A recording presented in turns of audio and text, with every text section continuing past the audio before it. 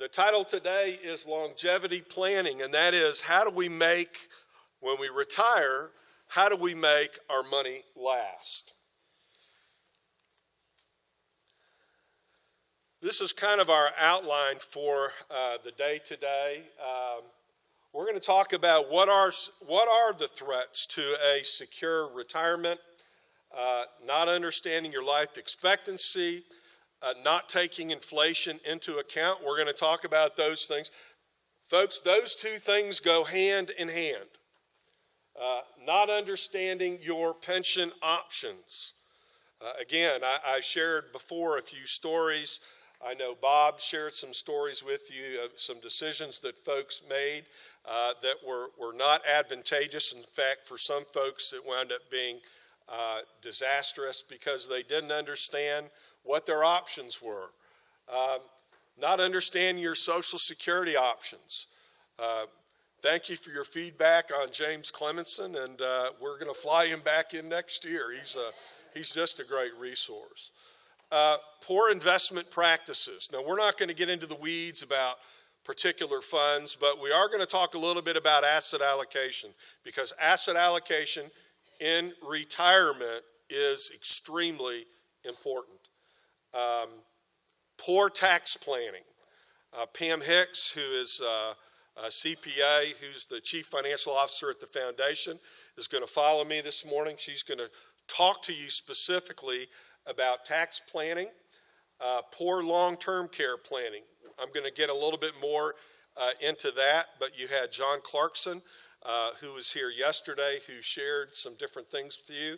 And then finally, I'm going to wrap it up again because I think it's important to emphasize a lot of people make mistakes because they try to go it alone.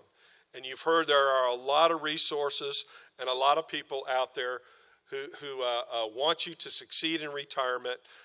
Many of them are free. Ernst & Young, myself, James is going to come back next year, and he's actually going to set up shop, and he's going to review, as Westpath reviewed the retirement statements, he's going to come and talk to you about your Social Security statements and some of those options.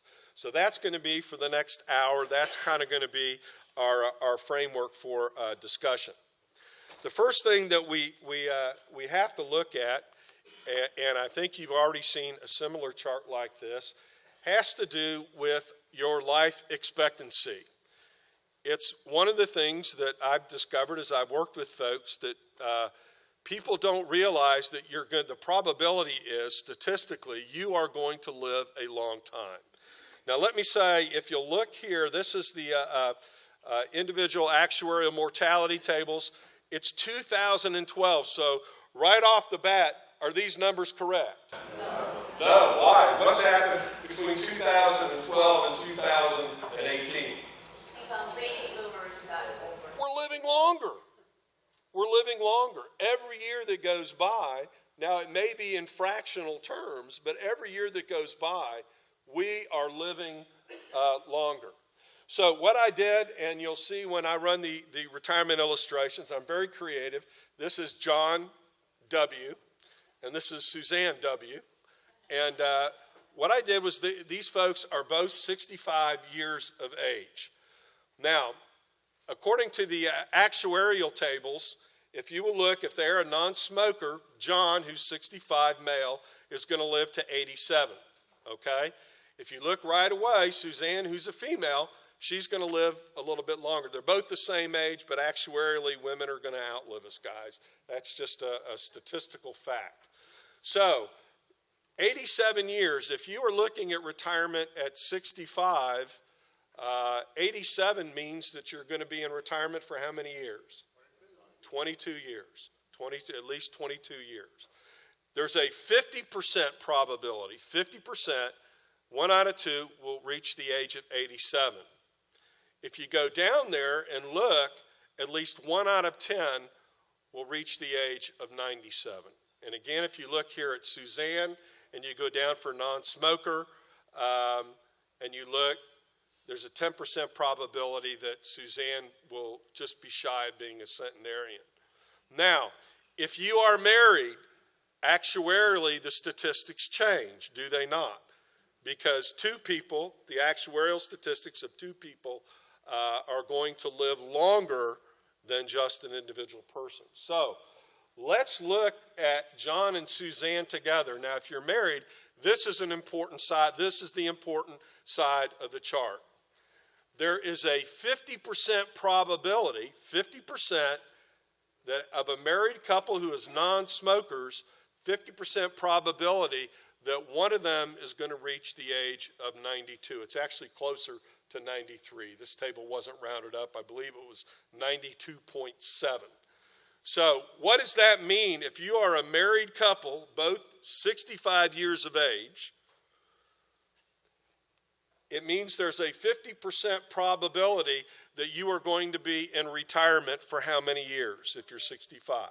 28 years. 28 years. Folks, that is a long, long time. So, you have to be very careful. It says there's a lot of living to do. You have to be very careful about overspending in what phase of retirement? Go. You have to be very careful about what you spend.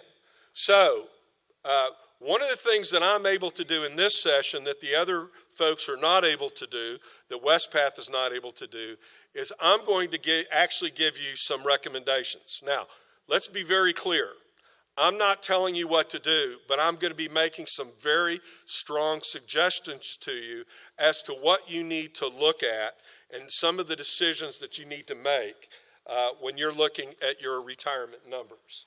So, you have to be very careful if you're going to live 28 years in what you spend in the go-go years. So, how are you going to know how much you want to spend? What do you need to do? You have to not just have a budget, you need to run the numbers. You need to figure that if that's your goal, if your goal is to travel and do that, what did we say the first day? What do you have to do? You have to monetize it. You have to monetize it. So if you look at that go-go year and you're projecting, you know what? My spouse and I, or individually, for those first 10 years, these are the things that I want to do. You monetize that. Now, when we talk about your income stream, what you're going to do when you monetize that is you're going to set that number aside. Okay? Now, what else are we going to set aside? We talked about that the last time. What other thing are we going to set aside? Is anybody going to have to put a roof on the house? Capital needs. So those are the two things that you're going to need when you run these calculations. Make sure that you set them aside so you do not run out of money. Is the things that you want to do in those go-go years, I'd set those to the side, and any capital needs that you project that you're going to need in retirement, you also want to set those numbers aside. Now, the other thing about life expectancy, I think because we are actuarially going to live a very long time, is I think that most of us want to make sure that, and we already said there's a better than 99% probability that either you or your spouse is going to predecease the other one. Okay? What most of us want to make sure is that our spouse is protected on the back end in the event that we die first. Correct? So some of the decisions that you make when you look at your pension plan, how you take Social Security, what you decide to do with your other assets is going to be critically important. The other thing has to do with inflation. And I know I think James had this chart. I think Bob had this chart as well. What you see here is you see from 1926 through 2015 that inflation has been right around 2.9%. It's been very low the last 10 years. But if you look over a longer period of time, inflation has been about 2.9%. The first note of advice, if you run your projections, Bob ran your projections with the assumption at the default rate. What was the default rate? 2%. If inflation has historically around 3%, why would you choose 2%? It doesn't seem like very much, does it? Well, what's the difference between 2% and 3%? Here's where the longevity, here's where that table that we're living longer makes a difference. In a very short period of time, that 1% spread over 10 years on $100, in 10 years, it's $134.94 versus $122. That's a $12.82 difference, okay? That's $100 over a 10-year period of time, it's $12.82. Not big. But let's go out to 30 years. If you're going to live a long time, what we said, you're probably statistically going to live a long time. The spread goes out to $63.56 per hundred. That's that's the difference between the 2% and the 3%. That's just 100. That's just on 100. That's absolutely correct. So it's very important. When I run numbers, if I'm sitting down with you and we're looking at retirement planning, it's your choice to make whatever inflation option you want. But when I run the baseline, and you'll see the baselines that I'm running today, I run everything at 3%. I think 3% is not the maximum. 3% is the minimum. Why do they do two? Why do so many of those folks do two? I don't know. I have no idea why Westpac does that.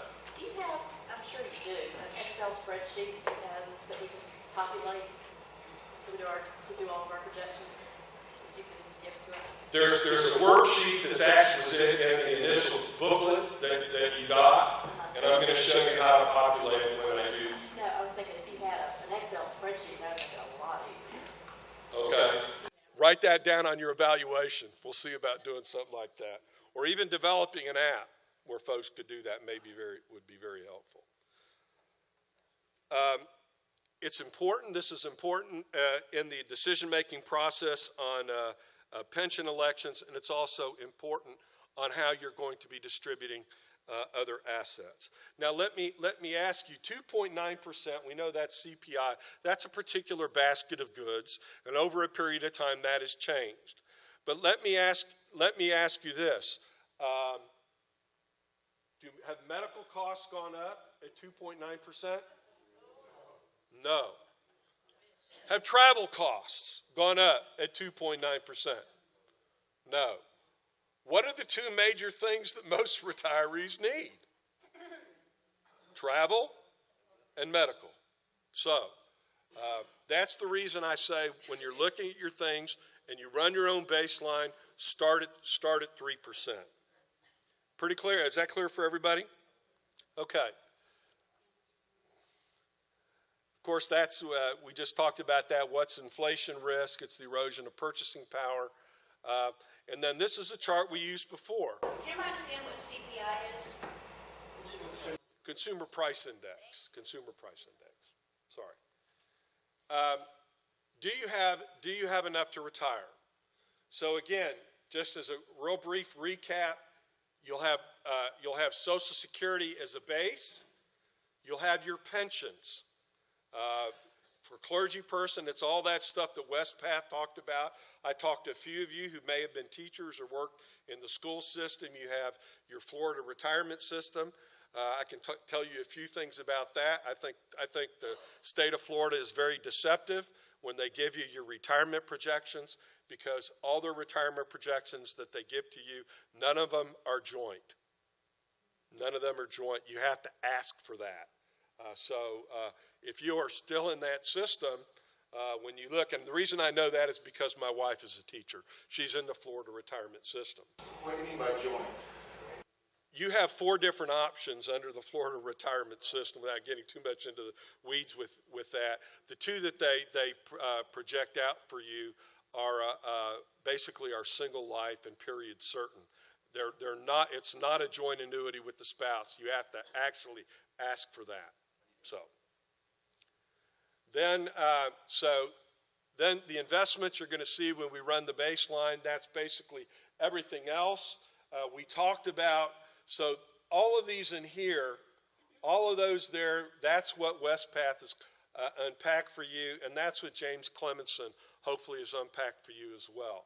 This stuff up here, we're not going to get too much into the weeds because it's different for everybody. Some people have rental real estate.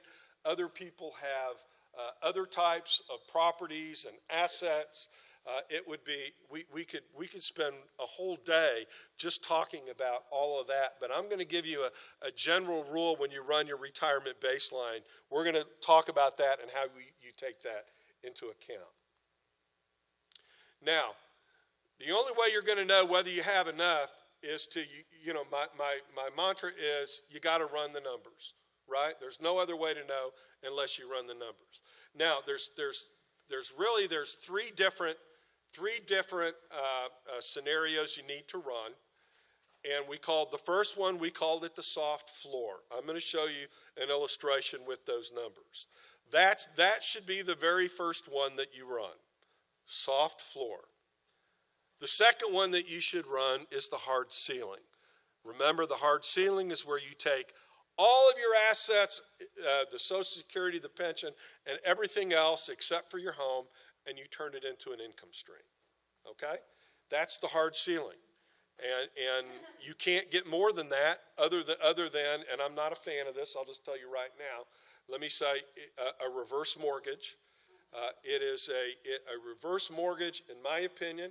It is a tool in the toolbox, but I think it's a tool of last resort. I think in all the years I've been doing financial planning, I've only recommended a reverse mortgage once. It was for somebody who was 85 years of age, who really had no other assets and wanted to stay in their home. It was really the only way that they were able to do that. John, I'm still wrestling a little bit with soft floor and hard ceiling. Let me say it real quick. Hard ceiling would be the max you can spend each month, or the max that you can spend a year. It's the maximum amount of income that you can have based on everything that you own and the income stream. If you want your money to last. Right. Okay, then the soft floor is the minimum you can get by with? The soft floor, we're going to run the numbers and you'll see it. You'll see a soft floor, and it's at that point when you run those numbers, you have to determine, number one, is that enough money? Is that going to be enough resources that I'm going to be able to retire on in the manner that I want to? If the answer is no, then you have several options. You either have to continue working, or you have to adjust what you think your retirement is going to look like. If you say that's the right amount of money, then hallelujah, praise the Lord, it's the right amount of money.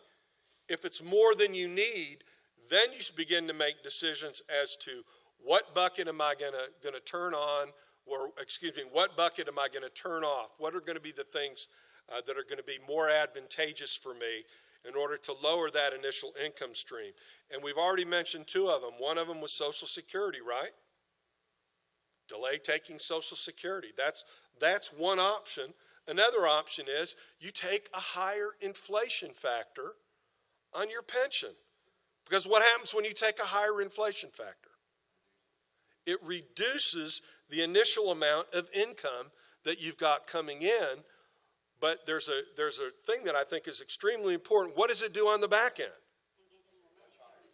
It's much higher. There's that, remember he had the chart, there's that crossover point. So when you're talking about longevity and living longer, it's going to protect you on the back end, but it's also going to protect your spouse on the back end. So you have to run the baselines. The third baseline that I haven't said yet, and we're going to show you this, is you need to run a survivor baseline. What is it going to look like after I die? What's going to be left for my spouse? So the first one here, this is the soft floor. Now, this actually was a projection that I did with someone. And so these are actual numbers of one of our retirees. What we looked at was we looked at John's Social Security benefits. Again, he was 65 years of age, and it was $1,547. Suzanne had her own working record, had her 40 quarters, so we're not looking at a spousal benefit here. Hers was $1,230, And then John had pre-82 that paid him that amount. He had his MPP. Now, when we ran the MPP, we ran it at joint 100%. We did not run it at joint 70. We did not run it at joint 85. Folks, look at the spread. This is the second thing I'm going to tell you. It is more, if you look at the spread, it is very, and what I mean by spread is look at the difference in what the payout is between joint 70 and joint 100. It's very small.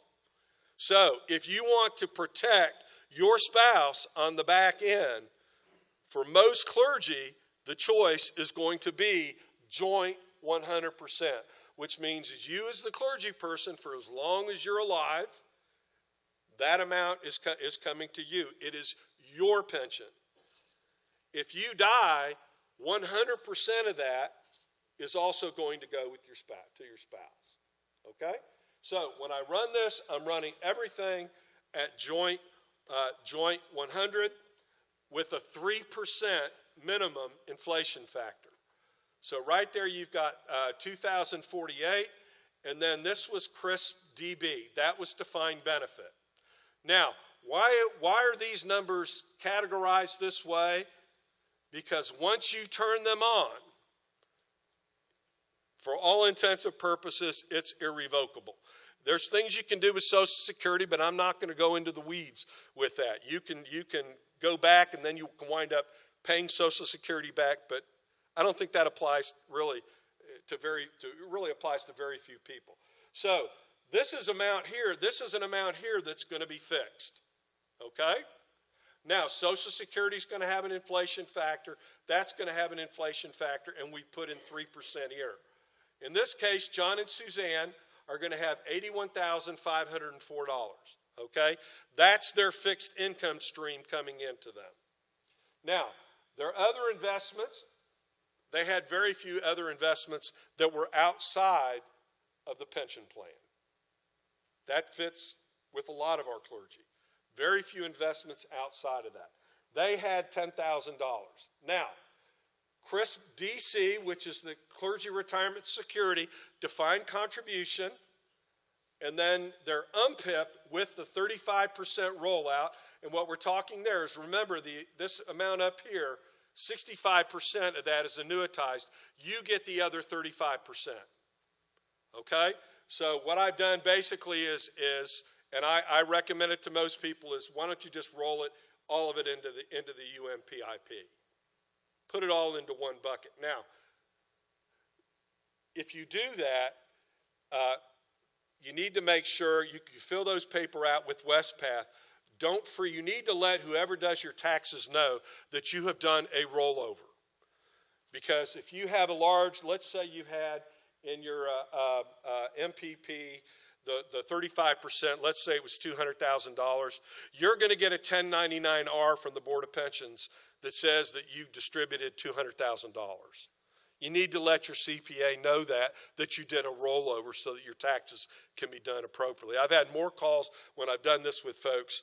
I didn't do a $200,000 distribution. I said, oh yeah, you did, but we did a rollover, and you need to tell your CPA so that they can do your taxes. You won't pay federal taxes on that.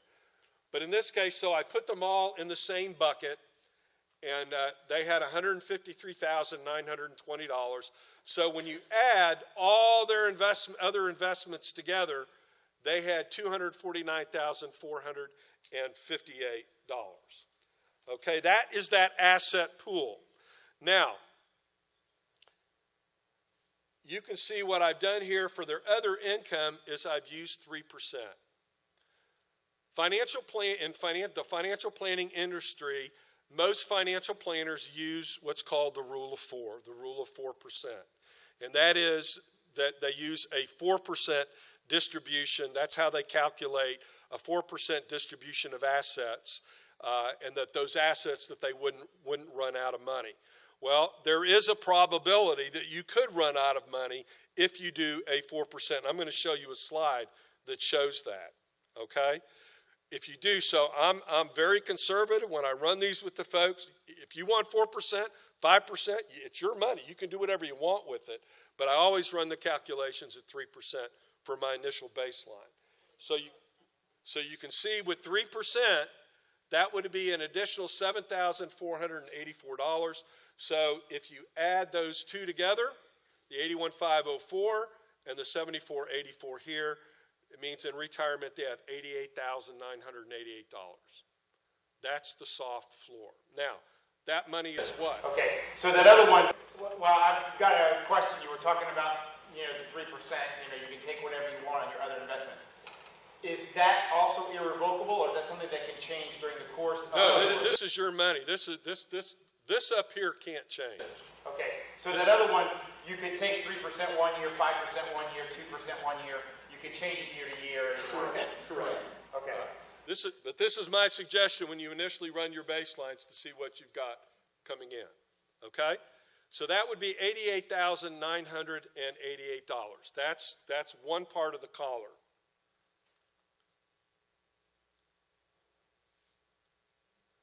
So, what we said, one of them was a soft floor. What was the other one? The other side of the collar was the hard ceiling. Okay? So what I do then, if you look, you run the numbers here, guess what? That number's the same. That's exactly the same number. So all we're doing when we're running the hard ceiling is we're looking at these other investments. Now, the nice thing is, and I know on your projections that they when they ran them, I think they ran them with the amount of income. They ran these numbers here on your projections. So they didn't run it with the pool. Is that correct? You know what I'm saying? Okay, on the retirement projections that Westpath did for you, I saw somebody's here, unless that was one that they put out. They put the UMPIP in with saying that's how much income you. Right, that's right, and that would be what these numbers are here. They didn't put, though you have to look for it, it's on the back. They didn't put what the pool was. The pool from that. When they did it, they pointed out, these are the numbers you can have for the income stream, right? And then what you do here is I took all the other investments. Now there's a website that I go to that when I run these, and it's very current. It's immediateannuities.com. And if you're running on the immediateannuities.com, you go in there, you have to put in the state of Florida, and you put in the amount. This is how you're going to find out what your hard ceiling is. You can put in the amount. You're going to go to this website. It's immediateannuities.com. You'll put in the state of Florida, immediateannuities.com. And there'll be choices you'll have to make. If you're single, you're putting single in and what your age is. If you're married, you're putting in your name, your age, your gender. You're putting your spouse's name, age, and gender. Okay? And you're putting in the amounts. And then you just click the button, and it's going to populate for you and give you the options of the best annuity rates that are available on that particular day. And folks, they change on a daily basis. The number that I suggest that you look at is the one that's immediate with refund, which simply means that if you decide to annuitize, that your money, if something happened to you, your money's not gone, but rather, so in other words, in this case, if John is putting $10,000 into this annuity and he annuitizes that to get the $46 a month income, and he dies, the remainder of the contract of what he's put in will be paid to his beneficiaries. Okay? Pardon? Other investments, right. All we're looking for, remember, I'm not telling you to do this, all we're looking for is the number. We're looking for what that hard ceiling is. Because once I turn all this over and I annuitize it and I find out what the uppermost limits are, there's no other assets unless you go back to work. That's why it's the hard ceiling. And what you're trying to establish, so if you look here, That amount, if you turn all those assets into income, is 95,388. If I were to maximize that out, now look at the difference. 88,988, that's one end of the collar. The other end of the collar is 95,388. It gives you a range. And again, I said, when you're looking at the investment pool here, you can take out whatever amount that you want to take out. Now, when you're doing this, now I don't know that I showed it here, and I made a mistake and I didn't, but there's one other line that I always add right underneath here. And it's always a subtraction. We've already said that. What are the two things I'm going to subtract out of this number? Right. Capital needs and the money that I want to spend on the go-go. So it would be, so let's just say when you added that together, it would have been $60,000 or $70,000, and that money gets segregated out of there, and that number would be reduced, so your income would be reduced. I want to make sure everybody, we're clear on that. That was a mistake I made. It's not on this particular illustration. So that money would come out of the 249. That money comes out of the 249. That's absolutely correct.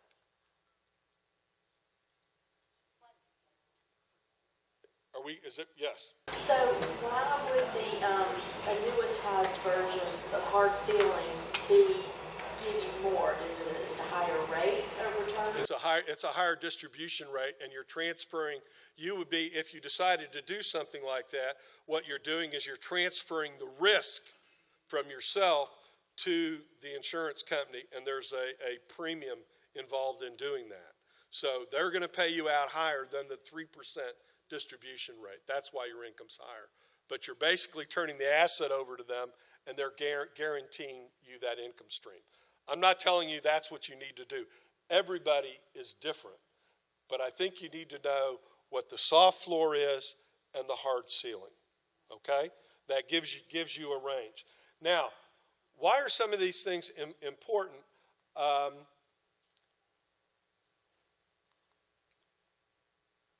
Let's take a look for a moment at the survivor baseline. I think this is what is really eye-opening for folks. If you merely take the default, what's the difference in the default at 2% and doing the joint 100 at 3%? Okay? What's the difference in there going to look like? Well, we know that that one of the Social Security benefits is going to drop off.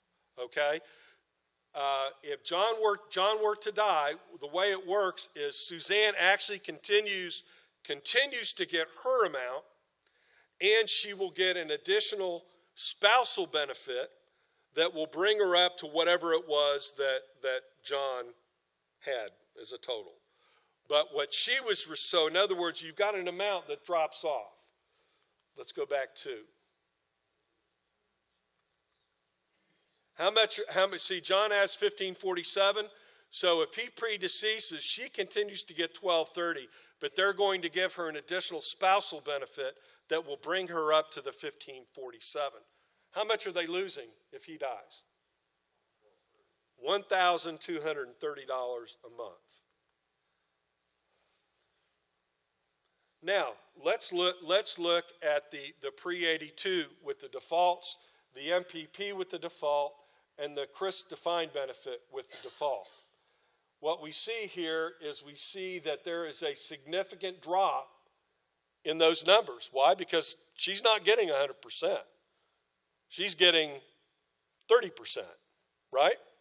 So, 4358, she's 52,000. Guess what? In this scenario, the assets are the assets, 3% distribution. This number is exactly the same, right? Because the assets don't change. Is everybody clear with that? I just want to make sure everybody's clear with this. So, you come down here now and you add A, where there's the significant reduction, minus B of the 7484. Her total annual income now is $59,780. Now, what else is she losing? The housing exclusion. The housing exclusion. And Pam Hicks is going to talk to you about that when she covers the taxes. So, 59,780 versus 88,988. Plus, I didn't factor in there that she's losing the housing exclusion, which is a huge tax benefit. Is that just for Methodists? No, it's for any clergy. So if you got her ordained online,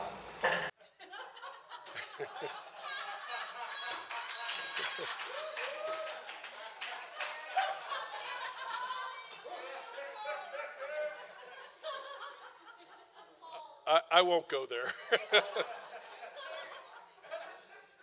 you can see there that's a $29,000 of gross income. That's a reduction. Plus, she's losing the housing exclusion, depending upon where their marginal bracket is. It's another significant dollar. Now, let me ask you, what happens to taxes? So the tax, your tax bracket would go down, I mean, but you wouldn't be able to get that house. Can you still file, in the year of death, you can file married filing jointly. Can you do it the year after that? No. What happens to your standard deduction? It goes down. So there's a very high probability that not only is there a $29,000 reduction in income, but there's also a reduction because of the housing exclusion and the fact that you are going to, the year after, you're going to have to file single.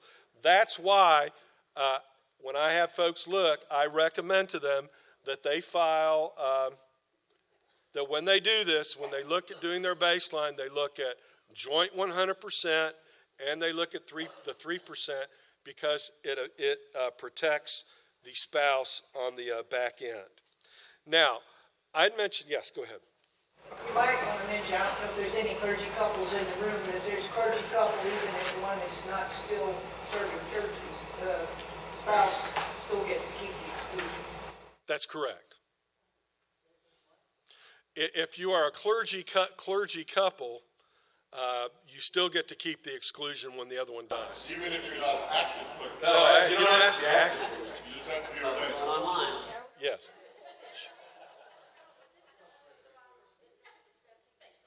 Pardon? Yes. That's the reason I showed that, is to show you that the spread in actual dollars to the surviving spouse, the difference is huge. In this sample, would you mind just restating in brief sentences what the surviving spouse loses, what amounts, and why? Just briefly restate them. Well, I can tell you what they're losing here is they're losing $1,230 of that. They're losing 30% of that, and they're losing the housing exclusion, and they're going to have to file their taxes differently.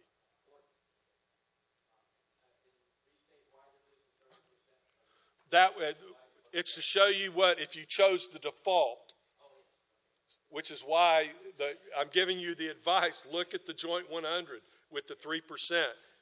Unless you don't want to protect your spouse on the back end. This is to protect, again, we're looking at longevity, we're looking at trying to protect the spouse on the back end. Now, let me let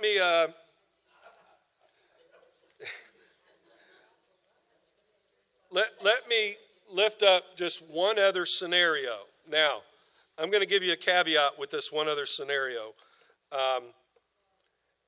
Don't go and do it and say, John told me to do it. But it is an option that's on the table.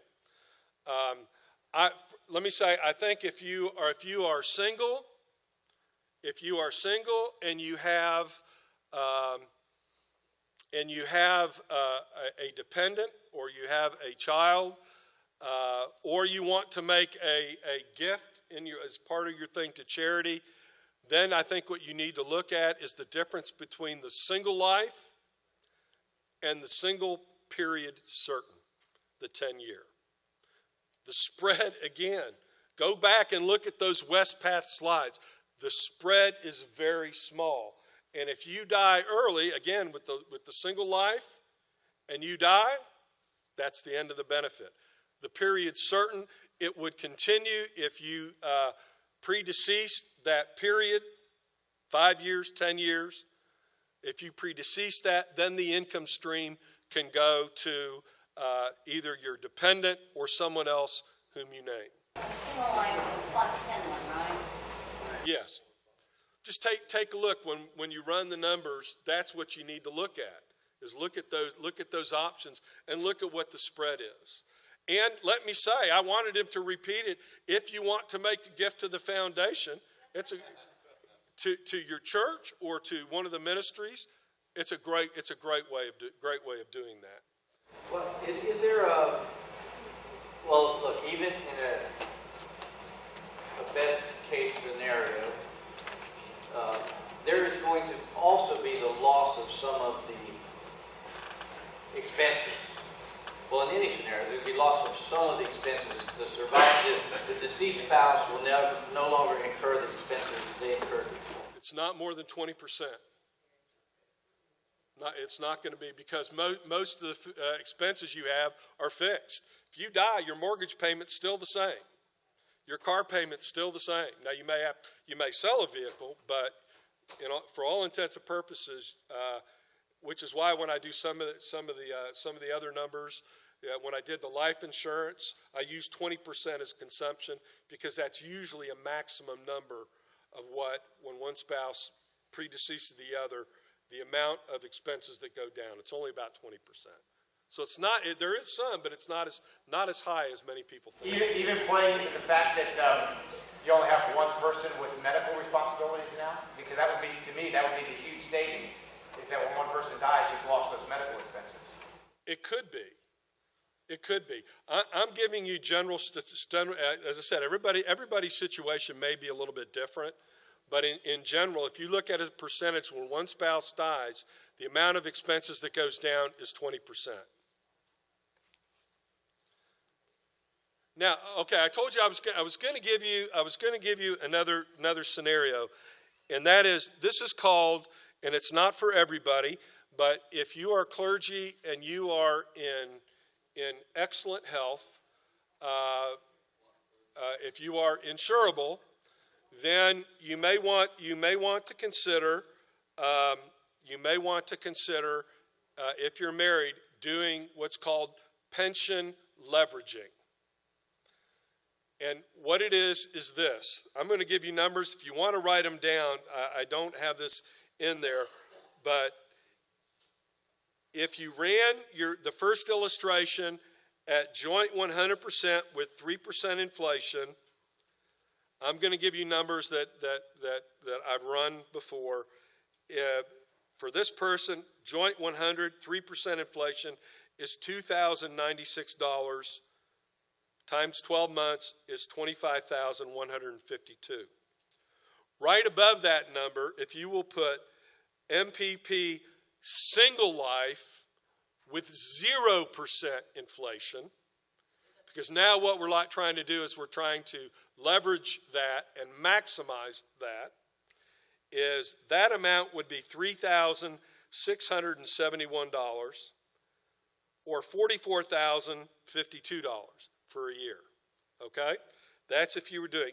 So you're looking at MPP single life, and you're looking at MPP joint 100 at 3%. The difference annually in those two numbers is $18,900. So if Suzanne were to predecease John and he picked the joint 100, he has the potential, and I wrote the number down here, of leaving $396,000 on the table by picking the joint 100%. He would lose that. That's correct, by picking that, because he's picking a substantially lesser amount of money. $18,900 per year times the life expectancy was $396,900. Now, you cannot choose that option unless you protect your spouse on the back end, right? Because what happens if John chooses that higher amount like the person that I mentioned before did in South Florida, where he picked the single life, he didn't understand it, he died, and there was no more benefit left for the spouse. So in this particular scenario, this person needs to make sure that if he dies, that his spouse is protected, correct? How do you protect? Life insurance, which is why I said you have to be in pretty good shape. In this particular case, $800,000 of life insurance of 20-year term, which had taken from 65 to 85, was $1,032 a month. So the cost for the insurance was $12,384.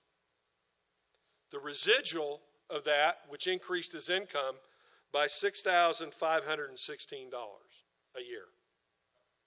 That's pretty significant. Now, if Suzanne predeceases John, John can cancel the insurance, and now his income has increased another $12,000 a year. If John dies before Suzanne, the benefit stops. She gets the $800,000 of life insurance at 3%, gives almost exactly what she would have gotten if they'd have picked the joint 100. Now, there's a difference, too.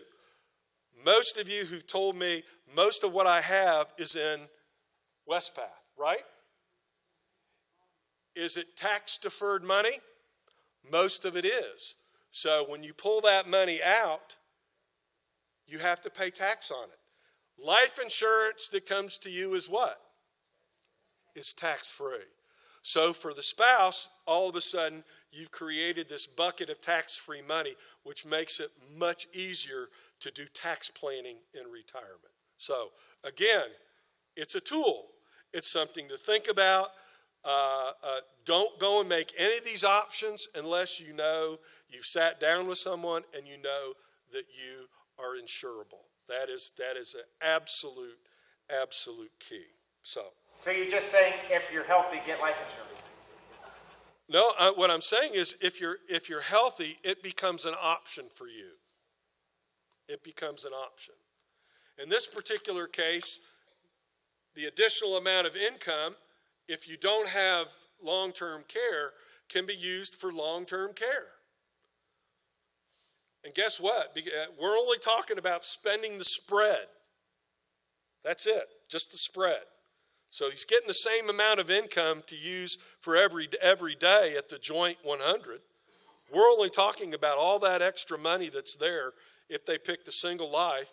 Could be used, in this case, it was for an $800,000 20-year term policy, and was also used to purchase long-term care insurance, which also protected he and the spouse. How much, what's the cost of it again? How much does it cost? Well, in this particular illustration, the long-term, the 20-year level term was $12,000. That was for somebody 65. That wasn't at an elite rate. That was at a preferred rate, $12,384, which left them with $6,516, and their choice was between pure long-term care insurance, which meant they would only have had to put $1,000, a little over $1,000 out of their pocket for long-term care insurance. Or they could have bought. 12,000 is the total, or is that a year? That's a year. That's a year. Yeah. Anyway, I just threw that out there because I think if you, it may become an option for you if you're insurable. Now, again, this is repetitive, just a little bit. So if you look at that soft floor and you say, you know what? That's more. And you got it. And let me just say, you ran the soft floor. What else do you have to run?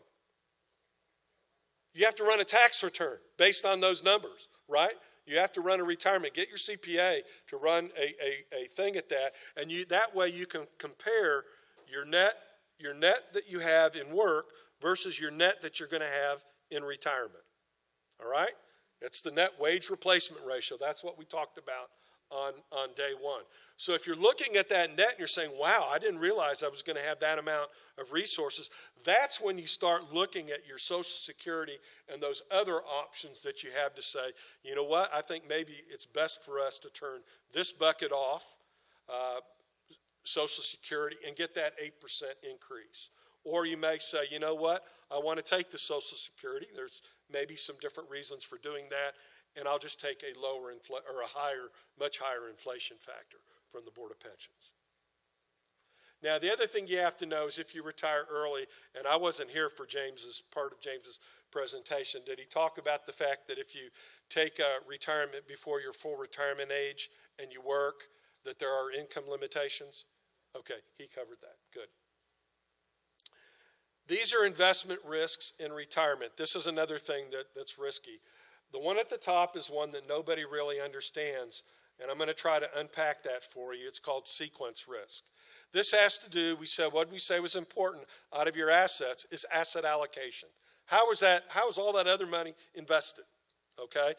Let me say, we are so blessed with Westpath and what they've done with the life stage. Now, it's their own proprietary formula. I've not unpacked that or have had access to see how they do it. It's more like how a target date fund operates. But let me just say, because I've had clergy come to me who said, my financial advisor said to me, he looked at what I'm making in my funds and said that they can do 8%. And they want them to move all their money out of UMPIP over there because I can make 8%. Now, my comment to them was that's not a very good financial advisor because returns mean absolutely nothing. Let me just say this right out of the point. When you retire, you shouldn't be looking at hitting the ball out of the ballpark. You don't have the time or the resources to do that. So what we're trying to do is we're trying to make all that you've been blessed with and accumulated, we want that to last for as long as you live. So that was the first thing. The only thing really when you're looking at investments is what's the risk-adjusted return? What risk did you have to take in order to get that 8 or the 9% that would you be comfortable if you knew that in the first year you lost 30% of your asset? Or would you feel more comfortable if you maybe made 5% and knew that there was only a probability that you would lose 10% of your pool? That's the difference. Plus, this person didn't understand the housing exclusion because once you move your assets away from the Board of Pensions, that which you move from one fund to another, and there are people that roll it out, there is the potential that you're going to lose the housing exclusion as well on that portion of assets. So, sequence risk, early retirement, inflation risk, and longevity risk. So I've been throwing extra money at UMPIP for a lot of years, and I've never made any other investments. Sounds like you're kind of in line with that. I think Westpath is great.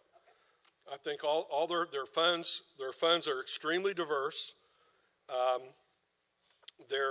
The cost, you cannot find any mutual funds out there that are as low cost and low fee as what we have. And they invest by their social principles. So. And if that's important to you, which it is for me, it is they invest according to the social principles of our church. Are they even lower than Vanguard?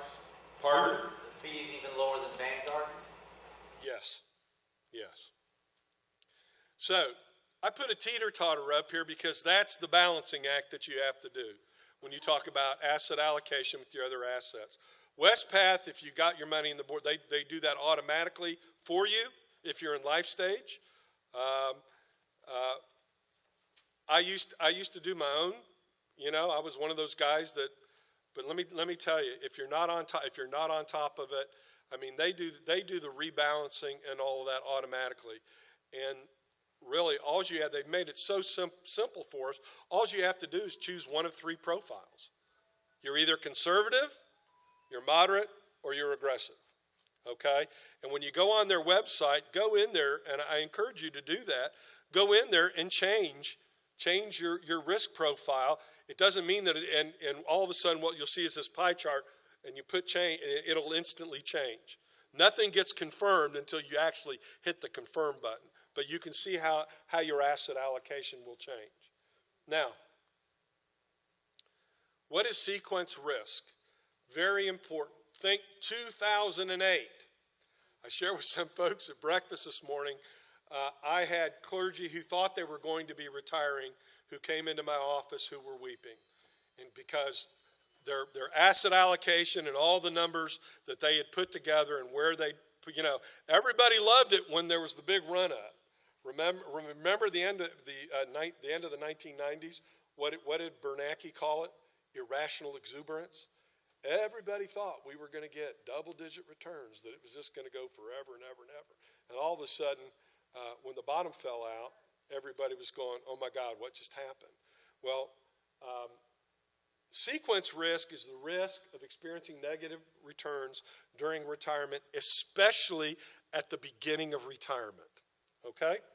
Now, here's a chart. Remember, I said I use what percent as distribution? 3. I don't use 4. Okay? This is when things start poorly. This is what sequence risk is about. Now, if I had 60-40, and I'm not telling you that's what your equity, at 60% equity, 40% fixed over a 30-year distribution period, I'm not telling you that that's what you should have, okay? But I have to put something in there in order to run the actual numbers. If you take a 4% distribution, there is a 4.07% probability that you will run out of money during that 30-year period of time. That's with a 4% distribution. I run Monte Carlo projections for folks that runs 1,000 different scenarios with the push of a computer button, and I come up with a probability based on your asset allocation. When you run it at 3%, it won't go to 100%, it goes to 99.9 something probability if you run it at 3% that you will not outlive your money. So to me, it's much more important to be more on the conservative side than on the aggressive side. Look what happens at a 4% distribution with a 25% loss the first year. There's a 22% probability that you'll run out of money. And look what happens when you do a 5% distribution. That's it's a 61% probability that you're going to run out of money. When I went to Chicago and was the president of the foundation up there, I had inherited a trust. A lady did a $2 million annuity trust. And when you do a charitable annuity trust, the donor is allowed to pick out whatever distribution rate that they want up to certain IRS maximums. And in this particular case, she picked out a 7% distribution, okay? She funded it with $2 million, which meant we had to pay her $140,000 every year for as long as the trust had assets. She funded it in late 2007. The fund in 2008 lost 35%, lost $700,000. But guess what? We still had to pay her $140,000. In that 1 year, that trust lost $840,000. And if you look all the way from that point forward, there were only 2 years where there were negative returns, and they were very small returns. All the rest of the years were up years. Didn't come up to 7%, but a couple of times, and the trust wound up being dissolved. Ran out of money. Unfortunately, I had to be the one to write the letter to the annuitant and to the successor annuitant. So, when things start poor, it's very important. This is called sequence risk. I just worked with someone who was up in their 80s, and I looked at what their financial advisor had them in. Can you imagine being in your 80s and having $50,000 of assets, and everything that you have and you're drawing down on it is in risky equities? And they were all loaded funds. So I knew that the financial advisor didn't act as a fiduciary in this particular scenario. So there is a gentleman that I really look at what he has done in the field of retirement. His name is Wade Pfau. You may want to look him up. It's PFAU. He has a PhD in economics from Princeton, and I don't even understand the mathematics. I mean, he shows all the mathematics. It's like, and I understand calc and trig, but what he does is just way beyond what I understand. And he has run the numbers, and it's a completely different way of thinking about how you invest your money because of sequence risk. He is of the opinion that a retiree should start out with no more than 20% of your assets in equity. Now, that's not going to be your asset allocation if you do life stage. So I'm not telling you, I'm just telling you another viewpoint. He thinks you should start with no more than 20% of equity in retirement. But every 5 years, you should increase your equity allocation by 10%. So as you get older, you take more risk, but you start out with a lot lower risk. You still have to have the 20% in as a hedge against what? Anybody know? Inflation. 20% the equity as a hedge against inflation. So you start out with a lower amount, and what he's discovered that the probability of running out of money is almost zero.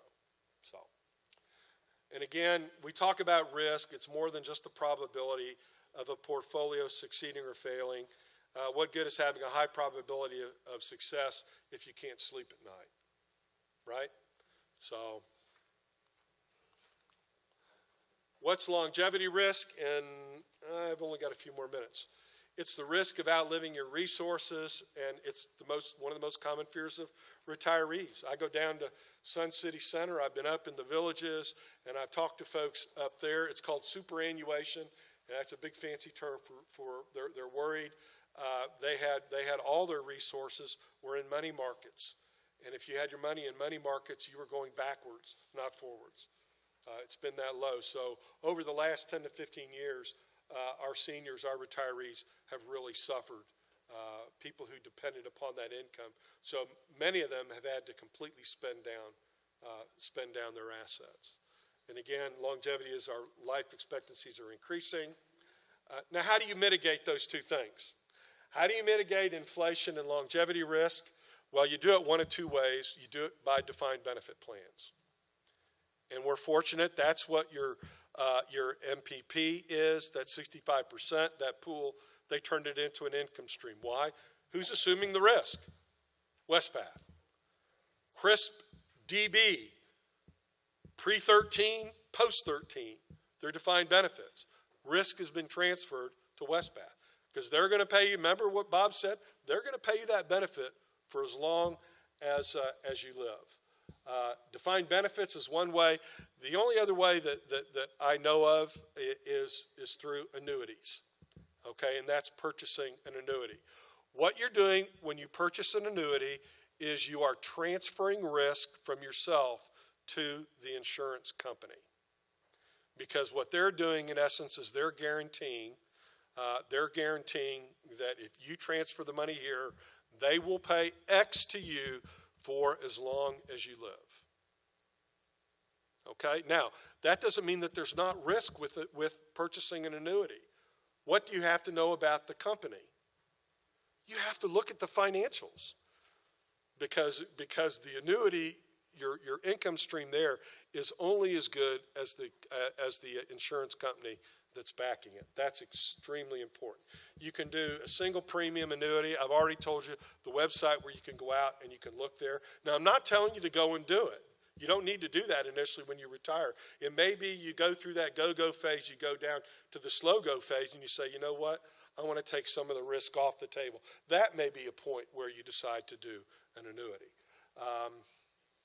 You can do an annuity with a guaranteed minimum withdrawal benefit, or you can do things that have inflation riders added to them. Now, this is, yes? Were you going to say anything about charitable gift annuities? No. needed to add that component to it. That's a different thing. Yeah.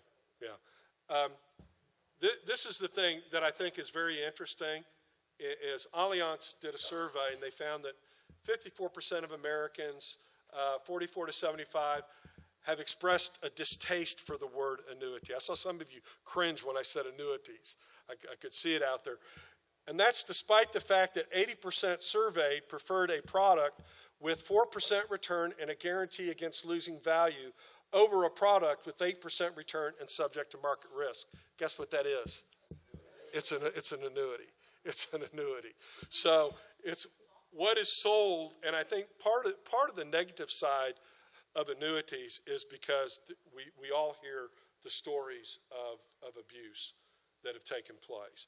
So there's a difference between sometimes what's sold and really what it is and how that particular vehicle can be used to your benefit. So again, it's another tool in the toolbox. Long-term care, again, I'm just going to very briefly go through this because it's almost time for our break. At least 70% of the people over age 65 will require some type of long-term care service. That's a huge, huge percentage. Now, you may or you may not have the resources to cover that. Let me just say, if you don't have the resources, you still have to have a plan in place. Okay? You need to talk to your children. You need to talk to your friends or other people who are significant to you. You need to have some type of plan in place as to how those long-term care needs are going to be taken care of. So these are the questions for you to ask. If you were to become sick, who's going to provide your care? How are you going to pay for it? And what assets are you going to liquidate first? Pam, I don't know if you may have had these. I'll just go quickly. These, you have this in your slides. These are just some of the clergy tax resources that are there available for you. Pam's going to cover those. Let me finish with a quote again. The man or the person who achieves makes many mistakes, but he or she never makes the biggest mistake of all, and that's of doing nothing. So I hope this longevity planning session, I hope now that everything that we've done before makes a little bit more sense, where you can begin to drop those numbers. In the booklet that we handed out for you, there was a sheet in there for you to plug in your stuff. Do the soft baseline, do the hard ceiling, and do the survivor baseline. We've got 1 minute if there's any other questions. Thank you, folks.